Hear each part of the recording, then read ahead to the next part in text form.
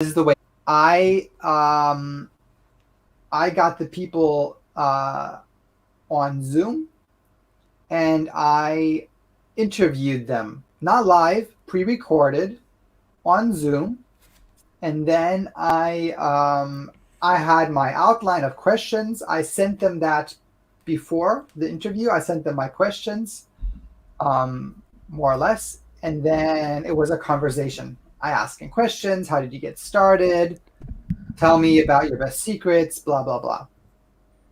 Or third way is you actually do the interview, but you do it live, um, which is of course harder on the time schedule and tech and everything. So I would not recommend doing it live, especially if you're doing your first summit. I would do it. Sorry, I would do it. I would do it pre-recorded. I think it's easier for you for the first time just to do it pre-recorded. Yeah. So Mm-hmm. that would be the next step, of course, for the people that said yes, for them to either um, go on an interview with you, or they just pre-record and send it to you. All right. So pre-record. Okay. So I have to interview them. Set a time to interview, and then boom, that's it. Easiest, Wow. of course, would be to have like a scheduler, um, like you already have, I think. So for them to have a calendar where they can choose a time that you make available. So the easiest for you is if you use you use Calendly, right? Yeah. Yeah. So I think what you can do is you can connect Calendly with Zoom, so that Mm-hmm. right when they choose a date, a Zoom link is created. They use it, you use it, or of course, maybe you're using StreamYard, then maybe you can also connect that. I don't know. But Wow. pretty much what you want to do is send them, of course, the link for them to join the meeting, and then you interview them, record it, and that's pretty much it. It's very easy to do. Um, yeah, but I think pre-recording um, is the easiest way, Uh huh. or they just create a course. Sorry, not a course. Sorry, a pre-recorded presentation, and they send it to you. But sometimes they don't like to do it because it's actually more work for them. It's easier Mm-hmm. just to hop on a call and just like now, just do a Q and question and A. answer type of thing. They don't have to prepare. They Yeah. just can answer, and then they're done. They don't have anything else to do. So usually for the speakers, that's a easier way to do it. Is just to hop on a conversation interview with you. Mm-hmm. Should I send them the questions, or should I just ask them the question on a call? I sent them the questions beforehand because I knew that some of the questions would maybe not be so easy to answer right away. So Mm-hmm. I wanted them to prepare for one or two of the questions. I wanted them to prepare. So that's why I sent them in advance. And I just think, and some asked for them. So I think it would make sense for you to prepare questions and send it in advance. Of course, you can ask other questions while you're talking if you have something come to your mind while you're talking to them. But it's just more professional if you have questions ready. You send it to them. I think it's definitely positive. Yeah. Cool. So how long do you think the each video should be? Each Mine were interview? Yeah. well, you decide, of course, what type of style you want and how deep you want to go into the topics. And it also depends on how many speakers you have. So if you only have five speakers, then make it longer that you have more content, of course. If you have 30 speakers, then you want to make them a bit shorter. Otherwise, it's just like crazy overwhelm with just too much content to watch or look at. My videos, because I always had a similar structure from questions that I asked, and of course, every expert went more into detail, some didn't. So it always depends on the speaker, of course, on how detailed they go into answering your questions. But mine were always between like the shortest was like half an hour, but most of them were like 45 minutes to like an hour. That was like the typical range of all the interviews. And there were like 1, 2, they were shorter with only half an hour. And I had 2, they went over an hour, but just because no, 3. Actually, I think I had 3. They went over an hour, but just because they had a lot of cool stories and things to share. They wanted to share. I mean, Wow. yeah. So, but that was that. I think that's long for a lot of people. But it depends on the person. Sometimes there are people there, you just love listening to them. They just keep on telling amazing stories, and then an hour seems like half an hour. So it depends on how you interview, how good the questions are, how exciting the questions and the answers are. So as long as it's good content and good quality, it can be longer, but it just shouldn't be dragging, like getting boring or whatever, of course. Yeah, So always straight to the point, right? right. So I think the sweet spot is like 30 minutes to 45 minutes. I think that's the sweet spot. The summit that I'm taking part in now next week, they have a 30-minute limit. Like all presentations are up to 30 minutes. Wow. So what's your summit? Can I see your summit after this? Yeah. Like just to see. Yeah, it's I'll put it in here.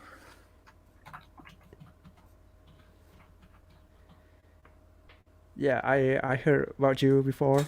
You've done summits with Molly Jacks and Blake Nubar, I think. Yeah. Blake Nubar, Yeah. Molly Jacks. It's Yeah, really powerful. cool people.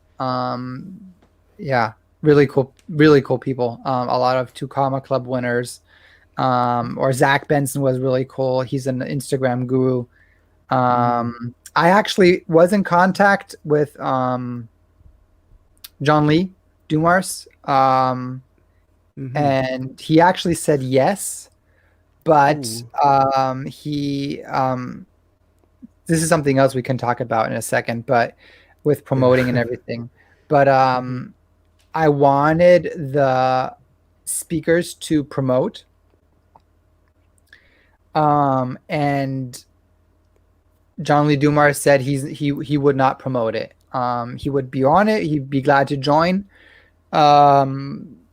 He liked the cause behind it. Like I also had, if you go on the page, you'll see I had it's my summit was structured in a way where all the revenue, like all of it, would go to Operation Underground Railroad, a nonprofit organization, and they would be getting all the revenue. And a lot of great speakers liked the idea, and that's why they also joined.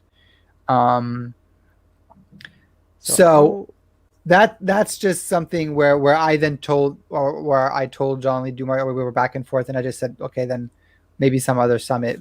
But I wanted everybody to promote, and he did not want to promote, which is okay. I mean, of course. Yeah. How do you get all these people? What kind of message do you send them?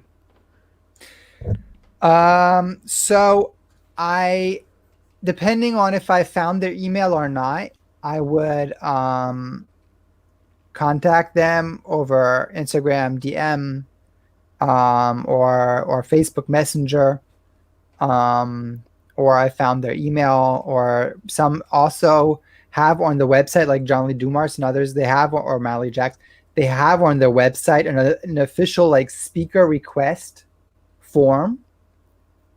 And then I just went over that, and I just filled out the speaker request form where you can just ask them if they want to be a speaker or for their podcast, for the summit. So especially the very well-known people, they have that on the website. And if I didn't find anything like that, if I didn't find a speaker request form, if I didn't find an email, then I just would go over DM and Messenger. Yeah, which of course can take a long time till they answer, till they see it, etc. But that's how I got in contact with them. And over Messenger and over DM, I only send a quick like, hey, I have a cool summit coming up that's gonna support OUR. Here's the link. You can check out the website. That was, of course, not done, but like kind of had a pre-made. Of course, the speakers were not done, but the rest was already finished. So they could look at it. They saw it was professionally made. And then it was like, what's your email? What email can I send you more information? Because if you send it over Messenger or over Instagram, it just looks stupid if you have like a big, like whatever. So what I did was then I sent them an email, and in the email, I just described really short what it's about, why I would like them to join. And I had a link.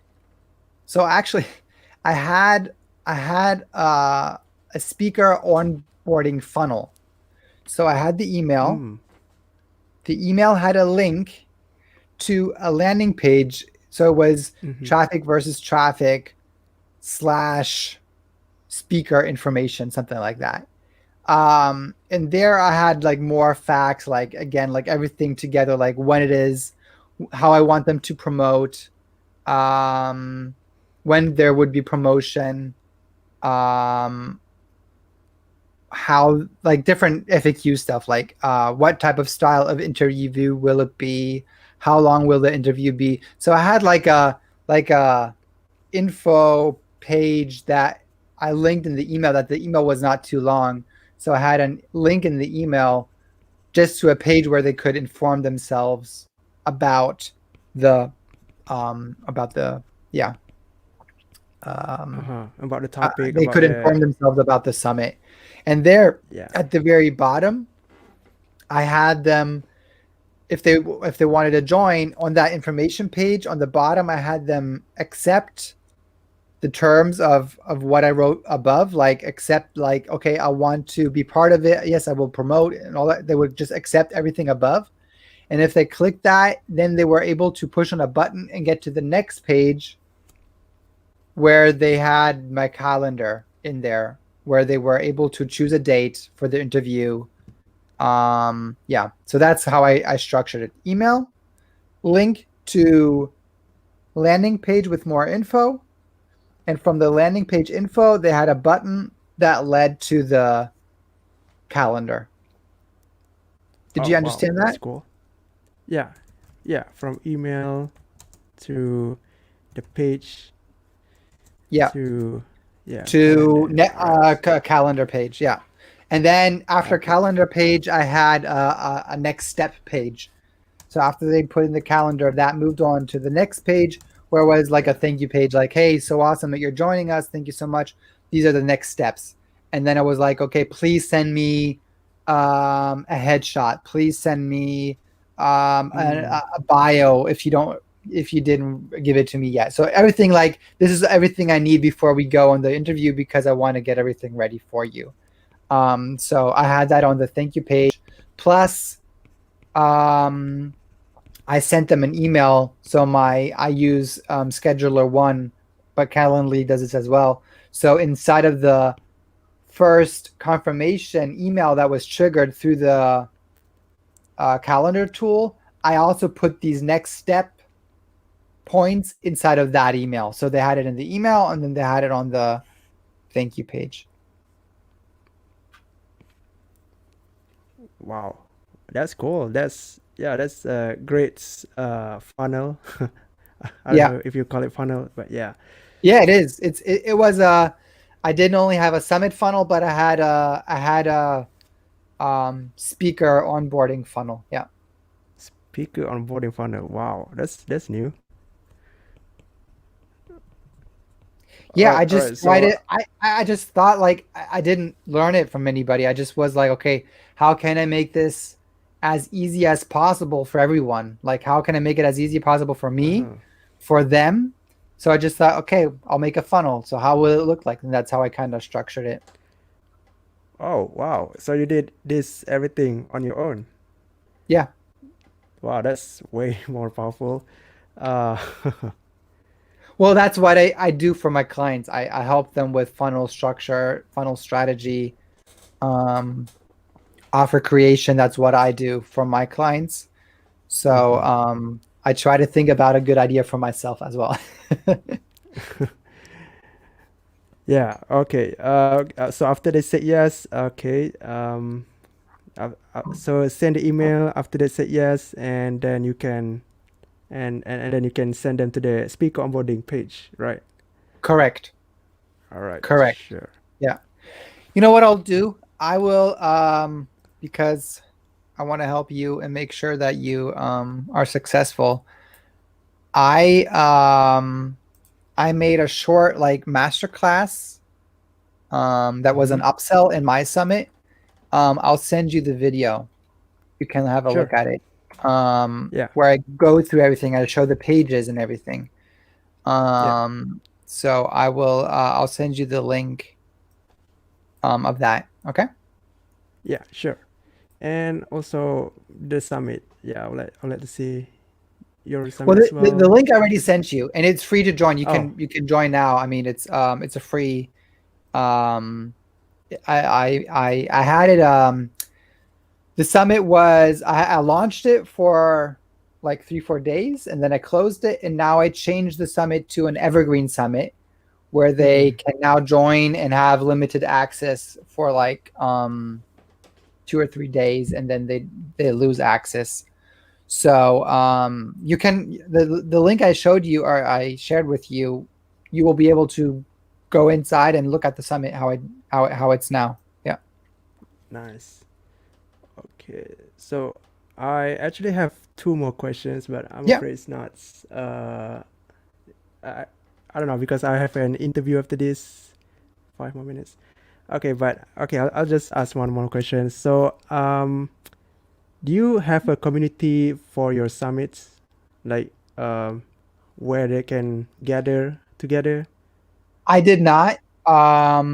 And I think what I wanted to do, but it didn't work out, was Oh, I wanted to do like a clubhouse Q&A panel. But only like two speakers wanted to do it, so we didn't end up doing it. So that was an idea we almost did to have a clubhouse panel. Um, okay.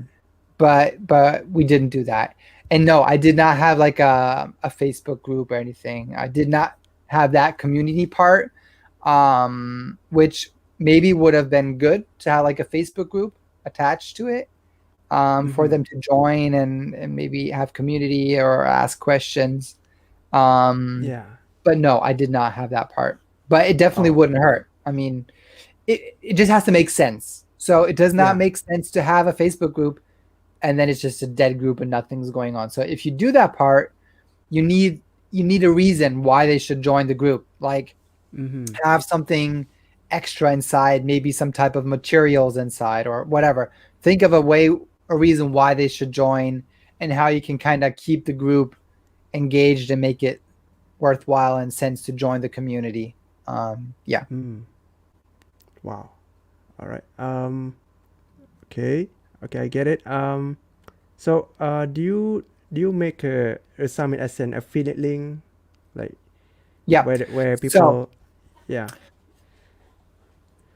this is not actually the main part that you can do right or you can do wrong. Um, Mm-hmm.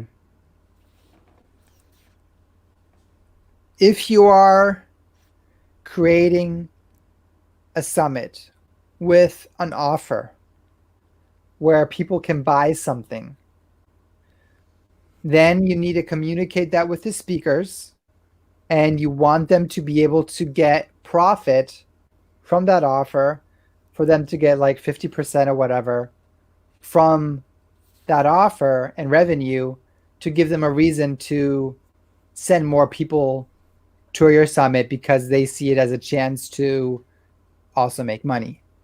Yeah. And therefore, of course, you need some type of tracking. You need some type of affiliate link system. So depending on what system you're using, of course, ClickFunnels has it in their higher paying package. I know like First Promoter is one that a lot of people like to use. It's not expensive, or it's even for free. I don't know. First Promoter. But I did not use it. I used yes, I did use tracking links, but because my summit was structured that all the money goes not to me, doesn't go to them, but goes to this organization. That's why I did not have affiliate links. I only had tracking links. So every speaker had their own link. Yes, that like a bit.ly link. I used something else, but it was like an own link where I saw, okay, this is how many people Steve Larsen is sending. This is how many people Daxi is sending. So I could see how many people are sending me traffic because everybody had their own shortened link that they used in their email or whatever. But a lot of my speakers did not send traffic. So that's what happened to me. That's what went wrong in my summit is that although they pressed the button that they agreed to promote, most of them didn't promote. They just didn't. Oh, Even okay. though they said they would, or even though it was an agreement, they just didn't. There were some, I must say, there were some that did, of course, and there were some that in advance they said, I can't promote like you want to. Like, I can't send an email, or I wanted them to send 2 emails. They were like, I can't do that. I can only promote on social media, or I can only send 1 email, or I can only mention it in a PS of another email. So some communicated with me that they can promote differently, but most of them didn't say anything and didn't do anything, which was very frustrating. Very frustrating. And that's what Yeah. most of the people happened.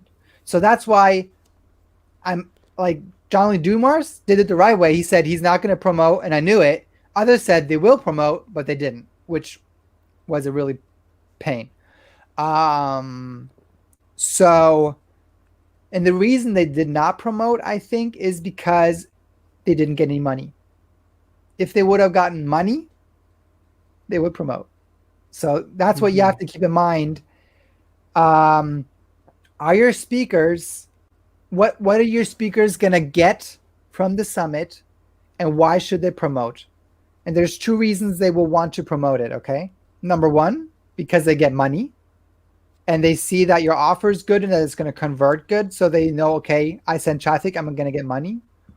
Or number 2, because they are a C-level influencer. So they're not a Steve Larsen, they're not a John Lee Dumars, they're a C-level influencer.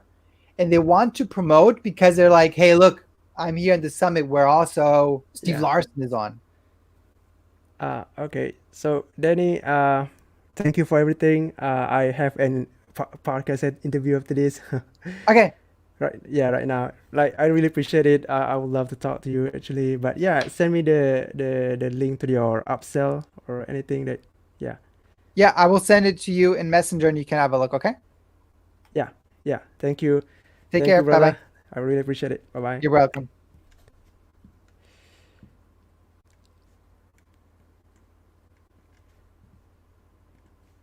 Whew.